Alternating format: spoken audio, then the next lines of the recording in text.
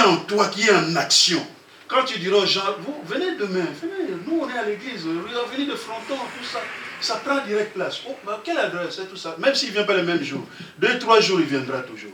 Donc on transmet ce qu'on a. On peut l'avoir que par la prière. Donc un nombre de prières déterminant. Parce que si tu n'es pas déterminé, tu n'es pas déterminé, tu ne peux pas. La vie chrétienne, c'est une vie de décision. Si tu n'as pas de décision, tu ne sauras jamais faire la vie chrétienne.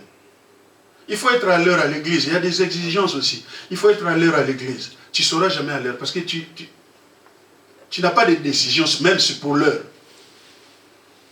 Même pour venir au réunion des papas, il faut décider.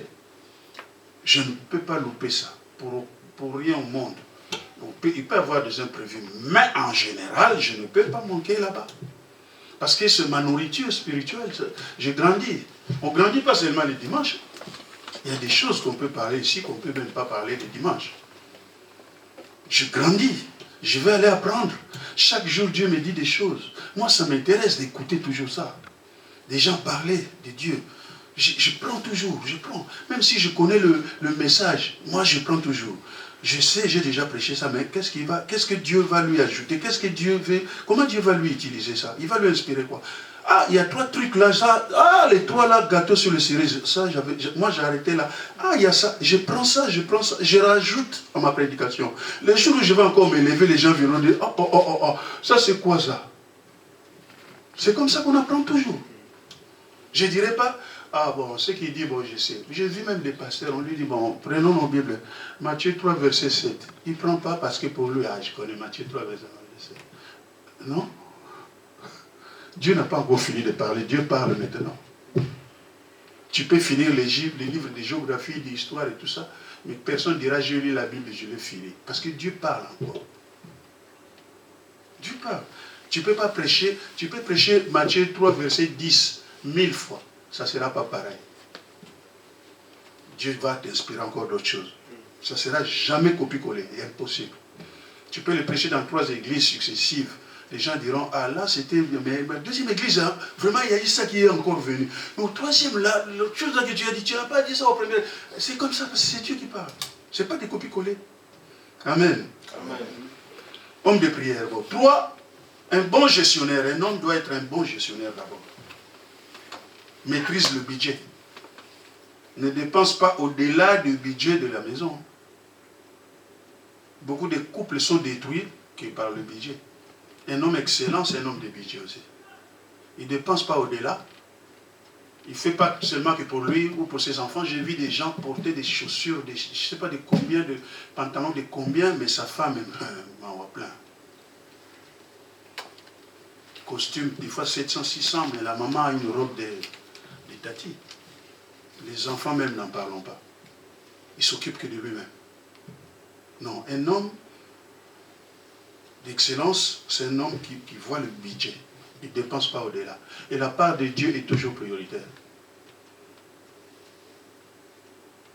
Prioritaire. Parce que c'est un homme de budget. C'est comme il est gestionnaire. Il sait la part du foyer. Ça c'est pour le foyer, ça c'est pour le carburant, ça c'est pour ça, ça c'est pour Dieu. Tu vas voir quelqu'un à l'église, 10 ans. Il travaille aussi. Mais dans le domaine des dîmes, la gloire de Dieu. Dieu t'a créé pour sa gloire, pour son honneur. Tu es sur terre pour Dieu. Même le travail, c'est Dieu. Comme tu fais sa gloire, il t'a donné un bon travail. 10 ans. Banque céleste des dîmes, pour toi, toujours à découvert. Banque céleste. Comme ça y est à découvert. Mais la banque charnelle ou la banque physique, tu es encore en terrible découvert. C'est Dieu qui remplit, c'est Dieu qui donne. C'est comme si Dieu nous donnait une pomme. Dieu te donne une pomme. Tu as la pomme. Dieu dit, mange la peau. Mange la chair. Mais ramène-moi les graines. Si tu ramènes les graines, c'est ça qu'on appelle la semence. Dieu plante ça pour toi. Demain, ça sera 2 pommes. Après, demain, si tu continues, ça sera un pommier. Si tu continues, des pommiers. Si tu continues, usine de pommes. Shampoing de pommes. Savon de pommes. Huile de pommes. Tu vois le niveau. Mais toi, tu manges la peau. Tu manges la chair, tu manges encore les grains. Et après, tu es carnivore parce que tu manges la viande. Tu es herbivore, tu manges la viande. Mais maintenant tu manges la dîme. On dit quoi? Dimivore. Mangeur de dîme. 10 ans à l'église, dîme zéro. Et j'ai vu même des dirigeants, des anciens, des diacres, zéro dîme. Mais diacres, pour la gloire de Dieu, zéro dîme. Diacre, ancien, pasteur, vice-pasteur, zéro dîme. Zéro dîme, non. Mais on donne que ce qu'on a. Toi, tu n'as pas ça. Bon, en tout cas, église, il faut vos dîmes. Mais moi-même, je ne donne pas. Comment je peux transmettre ça? Je ne donne pas. Il faut vos dîmes, vraiment. On en a besoin, vraiment, parce qu'il faut qu'on avance. Mais je ne donne pas, moi. Comment je peux toucher les gens? Ah, ils sont têtus. Je dis jour et nuit, mais je ne vois pas. Parce que j'en ai pas. Vous savez, quand nous, on était encore en formation, on était en Belgique, Dieu me mettait chaque fois à cœur d'acheter des instruments. Des fois, je prenais à crédit 3, en 4 fois. Quand ça fait j'ai dit, papa, mais pourquoi ça fait là? Il dit, ah, c'est des fils, ça. Moi-même, dans mon cœur, je dis, ah, je vais les prendre. Je vais dans des maisons là où ils vendent des instruments de musique là. Je prends à crédit 3 fois, 4 fois. Je viens vite. C'était un plaisir pour moi. Papa, ça va plus siffler. Regarde-moi ça. On m'a dit ça, c'est Marc Marens. Ça, c'est ça. Oh, mon fils. Allez, priant. C'était le zèle là. Une autre fois, le piano était mort, le piano était cassé. L'homme qui devait faire la communiqué, on lui dit, bon, écoute, tu vas aller communiquer, tu vas dire le piano, il faut que les gens coachent sur le piano et tout ça. Notre père était assis comme ça, on donne notre chef l'a donné des instructions à la présidence. Il dit, tu vas dire que le papa était calme, après le papa a dit, non, arrêtez. Parce que le papa était autoritaire. Il dit, pour le piano, c'est toi qui vas annoncer ça. Je dis, moi, papa, oui, toi qui vas annoncer à l'église qu'on achète le piano. Et le président là, qui devait présider était gêné. À Béthili Bakou. Il était gêné. Même moi aussi, à Béthili Bakou. Il est déjà prêt. Il dit, toi, sec, hein, c'est toi qui vas le dire. J'étais gêné. Bon, j'ai fait un effort. Amen. Bon, écoutez, moi je suis venu, alléluia, pour notre piano. Hein? Vous voyez le piano, vous aimez la musique, hein? Vous aimez le piano, hein? Alléluia. Mais notre piano est ceci, c'est ça. C'est lui qui Dieu a mis à quel 20, 30. Mais je vous dis, l'argent qu'on a eu, on pouvait acheter 5 pianos. Je suis parti. Mais après, j'ai été voir le papa. J'ai dit, papa, mais tu as aimé l'offre là. Moi, je n'ai pas aimé parce que tu vas nous créer des années. Tu vois, on est bien. Comment tu lui as dit du coup, non, pas tout à fait. Il n'a pas ça, il donne rien, il n'achète rien, lui. Il s'en fout, tout ça. Qu'est-ce qu'il va transmettre à la foule? Toi, tu amènes des instruments, tu amènes ceci, tu achètes ça. Tu as cette sémence en toi. On donne que ce qu'on a. C'est à toi de le dire parce que toi, tu as ça. Quand tu diras, les gars, tu as vu l'argent qu'on a eu, on peut acheter 5 pianos. Si c'est lui qui l'avait dit, les gens eux-mêmes, pour des gars, toi, tu as ça, quand tu dis, tu transmets ça. Mais je suis leader de ma famille, j'ai des responsabilités à l'église, dit, il faut amener vos dîmes. Moi-même, 15 ans de l'église, 0 dîme. On peut toujours avoir par la grâce, mais ça ne colle pas. Donc, un homme excellent, dans sa gestion, il sait ce qui est pour la maison, ce qui est pour ceci, ça c'est pour les besoins pressants. Il gère, toi. Ça c'est pour mon habillement, ça c'est pour ma famille. Et il n'oublie pas, dans la gestion, il y a l'église. Ce n'est pas tout le monde qui le fait, mais il y a d'autres qui le font. Vous savez, dans la vie, si vous avez l'habitude de dire, ah c'est déjà fait, vous n'allez pas évoluer. Ah c'est déjà fait. Bon, il faut payer la salle. Ah c'est déjà fait. J'ai vu des amis même au restaurant, vous mangez. La facture arrive. Il voulait sortir l'argent, il voit déjà l'autre qui était là, il sort sa carte déjà. C'est déjà fait. C'est déjà fait. À l'église, c'est ça, c'est déjà fait, ça casse. On va payer, on a déjà payé, il nous reste, c'est déjà fait. C'est déjà fait, tu ne vas pas avancer. Toyota, quand il a entendu Mercedes, ça fait Jeep 4x4 qui fait 100. Si Toyota dit, ah, c'est déjà fait, il ferme les yeux. Ah, c'est déjà fait. Ah, ils ont fait ça. Toyota cherche aussi à faire. Il Jeep aussi, Mazda aussi. Mazda ne dira jamais, ah, Toyota a fait. Bon, Mazda ne fera pas les 4x4 parce que les Français l'ont fait. Mais non. Ah, c'est déjà fait. Ça n'existe pas. Ils ont fait, moi je ferai encore plus. Si tu marches comme ça avec le Seigneur, tu vas avoir des portes ouvertes. Il ne faut pas avoir tendance à c'est déjà fait. Ah, il y a la cotisation de faire ceci. On a besoin de 800 €. Ah, tu entends déjà, on a 1000 € déjà. Mais donc, si Dieu t'a mis à cœur de mettre 200 pour faire 1200, pourquoi tu dis, ah, c'est déjà fait. Hein. Mais c'est toi qui restes. Ceux-là avancent. Nous devons avoir ce cœur-là. Donc, la gestion. On ne dépense pas au-delà de cela, ça détruit le couple et tout ça. Et vous allez voir aussi, il y a des familles où l'homme emprunte, la femme n'est même pas au courant. La femme, on vient demander l'argent, ton mari a emprunté, ou ta femme a emprunté. Ça bouleverse des couples. Il y a des couples qui sont aujourd'hui en difficulté parce que la gestion là. La femme a pris des choses. Ça fait mal quand on vient menacer votre femme parce qu'elle a pris des robes, des choses. Et elle a des dettes que toi tu ignores. Ou tu as des dettes que ta femme ignore. On dit, comme il ne donne pas, on va voir sa femme. Passant par sa femme, ça peut humilier l'homme. Et tu dis, mais toi tu as pris des... Mais pourquoi tu ne m'as pas dit? La femme commence à monter parce que tu as été chercher l'argent sans... Elle n'est même pas au courant. Tout ça, ça fait partie des gestions. Et la femme est surprise, les créanciers aussi sont surpris que l'homme ne savait pas ou la femme ne savait pas.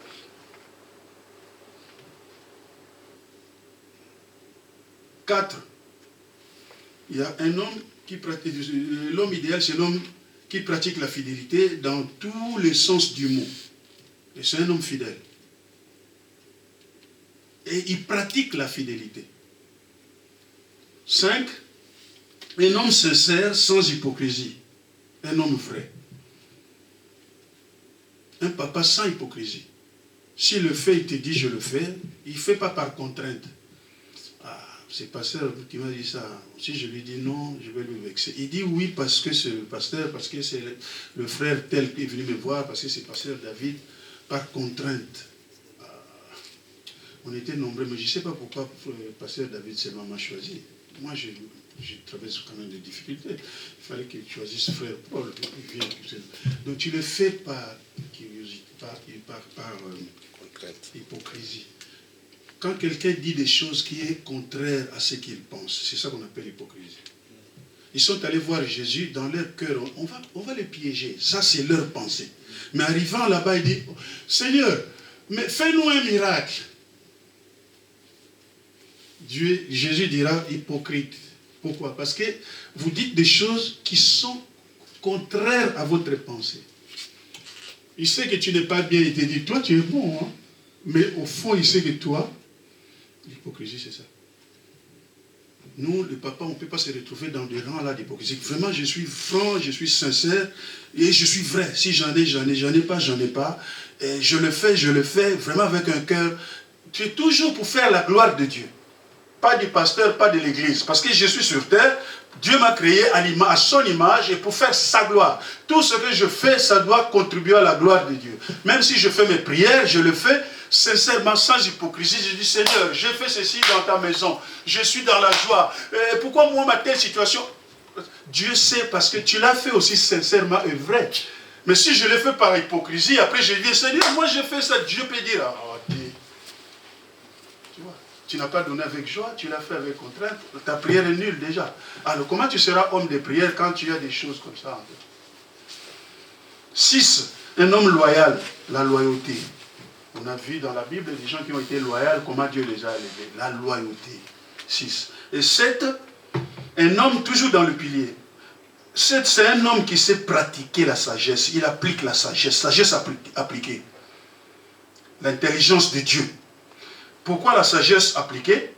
Nous en avons besoin parce que c'est une technique pour apaiser, épargner des dégâts. Un homme qui comprend des choses, il voit qu'il y a des conflits dans l'église. Les papas se lèvent. Papa tel ne s'attend pas avec papa tel ou maman tel ou le pasteur. Il y a des mots, des langages, des choses. Les papas salon pour encadrer. Ils ont la sagesse appliquée pour ne pas perdre nous ni les condamner celui-là ou l'autre. S'il te donne des réponses, tu n'auras même pas le courage de dire « Ah, pasteur, tu as pris sa part. » Ou « Mon frère, tu as pris... Ah, papa Félix, tu as pris sa part. » Il n'aura pas le temps de le dire parce que tu as une sagesse. Tu sais pratiquer cette sagesse-là pour apaiser. Ce n'est pas les papas qui enflamment le feu, mais qui apaisent. Dans leur langage, dans leur comportement, dans leur façon. Et l'Église aussi le sait, que ce sont des papas de prière. Quand il te regarde comme ça, il dit, oh, papa Manassé, ça ne veut pas penser, bon de là, bon de là.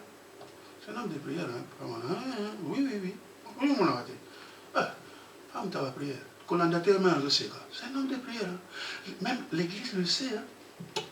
Qu'il y a Damas dans Damas. Le sait. Ta femme doit avoir peur de toi. Parce que tu es un homme de prière. Il n'y a pas de blague dans ta maison. Ta femme sait que tu es un homme de prière. Quand ta femme te voit rester à la maison, qui a culte, à son camp, tu dis, tu n'es pas parti. Réunion de papa, toi, tu dis, tu es encore ici. Parce que ta femme sait que toi, c'est... Tu vas devenir lourd, mon frère. Ta femme doit savoir que non, mais toi, c'est... Il n'y a pas de blague. On peut manger, mais mon mari, dans question prière, non, il n'y a pas égal. Hein. C'est ça. Et c'est un homme de langage aussi. Façon de répondre, façon de regarder, façon de transmettre la joie, la vie, des conseils. Nous devons transmettre... il y a des gens, quand il arrive, il y a la paix. Même si les parents là, toi tu vas les visiter. Quand toi, le papa là, tu vas visiter telle famille. Même s'ils étaient en conflit, monsieur et madame, toi tu arrives, ils commencent à rire ensemble, tu as amené la joie, ils ont oublié tout ça. Tu transmets la joie, la paix. Mais il y a des hommes, quand ils arrivent, les gens arrêtent de parler. Ah, il est venu. Non, nous sommes des papas, quand je véhicule, le sel donne le goût. Je véhicule la foi, je véhicule la paix. Ta foi était à -5. Tu parles avec moi, tu parles avec un papa de l'église. La foi qui était à -5 monte direct à 98%. Pourquoi? Parce qu'il a rencontré un des papas de l'église et lui a parlé. Il a parlé à la sœur, il a parlé au frère. La foi qui était à -4 est partie direct. Il a parlé seulement à un frère de l'église. Regarde la dimension des papas comme ça. Mais il y a des papas aussi, ta foi était même à 2%. Tu parles à ces papas-là, -50. Allez, deuxième fois, après, tu fouilles l'église. Parce que un papa t'a parlé, c'est que tu as fouillé l'église. Il a avalé tout la foi. Nous avons besoin de papas excellents. Tu lui parles, mais il te répond des choses, tu vois déjà, on dirait, tu as déjà payé les huissiers. Tu oublies les dettes. Parce que seulement il t'a parlé, il t'a communiqué quelque chose. Ça, c'est des papas. Je vais m'arrêter, mais je vais vous donner... nous devons être, comment on dit, intransigeants envers nos mamans. C'est ça, intransigeants. Hein? Intransigeants, on dit. Hein? Il y a un frère, un papa, qui gère aussi son corps, son foyer, son église, rempli de sagesse appliquée. Et sa femme a préparé, ils ont reçu un ami à la maison, tout ça. L'ami est venu là, l'ami d'enfance, tout ça, il vantait son ami. Sa femme était toujours dans la cuisine, les assiettes. Et la femme vient maintenant mettre le repas dans la... Tout là. Il commence à manger. Quand le papa là, rempli de sagesse, a pris la soupe pain, a senti déjà, maman a oublié de mettre du sel. Erreur. Une maman n'a pas mis du sel. La Bible dit, vous êtes du sel. Si le sel perd sa saveur, ça devient fade. Donc, le repas est fade. Il dirait qu'il dit, mais sagesse appliquée. Ma femme a oublié de mettre du sel. Mais l'invité aussi. Mais l'invité par politesse. Mais lui, il sait déjà, il dit, mon frère, je ne sais pas où tu t'habitues aujourd'hui à mon régime, où tu demandes du sel, là, parce que moi... Alléluia! Amen. L'amour couvre tout. L'amour couvre les erreurs. Sagesse appliquée. Et puis où tu t'habitues, où tu demandes du sel, parce que moi, le médecin, m'a conseillé vraiment pas de sel. Alors, je suis déjà habitué de manger sans sel. Alors toi, oui, moi, il faut dire.